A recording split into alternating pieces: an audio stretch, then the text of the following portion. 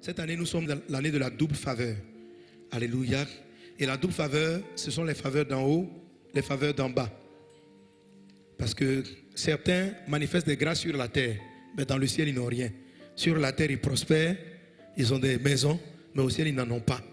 Et lorsqu'ils vont mourir, tous ces biens-là vont disparaître, ça ne servira à rien. Il faut que quand tu vis, tu sois conscient que tu vas quitter ce monde.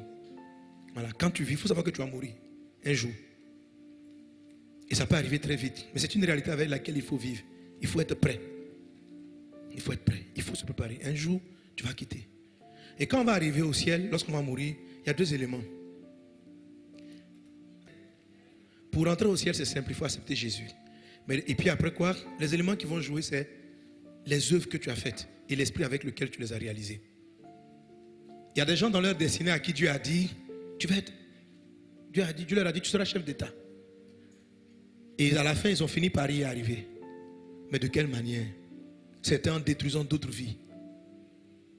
En faisant du mal tout autour d'eux. Dieu ne juge pas seulement est-ce que tu as atteint ta destinée, mais la façon dont tu l'as atteinte aussi. Je regardais un livre où quelqu'un parlait de comment dominer, comment régner, comment avoir de l'argent, comment faire-tu. Et puis il parlait d'utiliser des moyens, même une sagesse un peu méchante quoi, du monde. Voilà. Que quand tu vois des gens comme ça, là, des gens autour de toi, il faut diviser un peu les gens. Là, tu vas bien asseoir ton pouvoir. Comment on assoit le pouvoir? Je dis, mais c'est quel gars qui a des idées sataniques. Il explique que le monde est dangereux. Donc, il faut faire comme ça. Il ne faut pas dire où tu t'en vas. Il faut en tout cas, des conseils. Un livre comme ça, on dit quoi? 48 lois de quelque chose. Je dis, waouh. Et puis, à la fin, j'ai jamais envie de dire au gars, est-ce que tu sais que tu vas mourir? C'est-à-dire, quand tu as fini de faire toutes tes 48 et puis tu as eu le pouvoir, et puis tu meurs. Maintenant, tu rencontres Dieu. C'est-à-dire, comment vous pouvez planifier autant de choses sans réfléchir à une finalité qui est là pour tout le monde. C'est-à-dire, les gens vivent sans même prévoir, font des plans, je vais m'enrichir, je vais bâtir. Mais si tu sais que tu vas mourir, quel que soit ce que tu vas faire, quel que soit le remède que tu vas trouver, il y a une fatalité qui est là pour tout le monde, c'est quitter ce monde. Et quand tu quittes ce monde, tu vas rendre compte de ce que tu as fait et de la façon dont tu l'as fait. Tu peux essayer d'oublier, mais c'est la réalité, ça va te rattraper.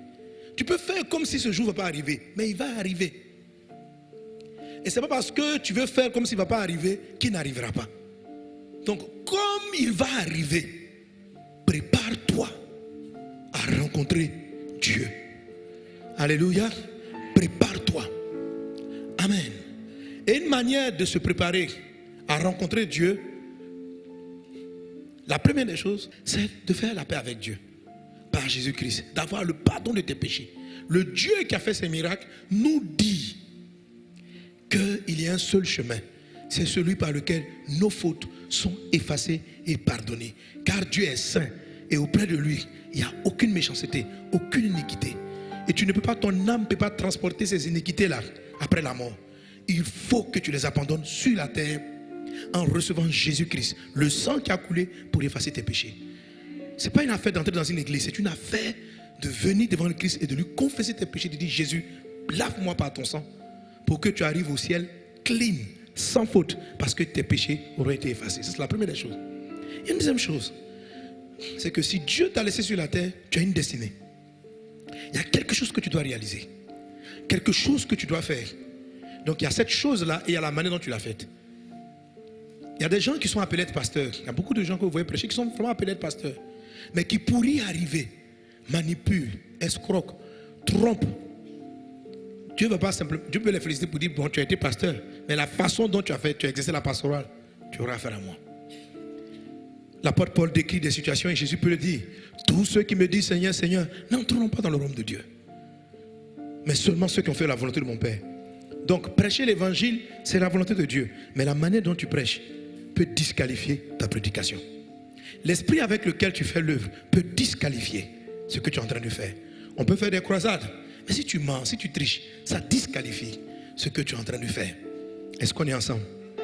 Vous avez été édifié par cet enseignement et vous voulez en écouter d'autres du pasteur Mohamed Sanogo?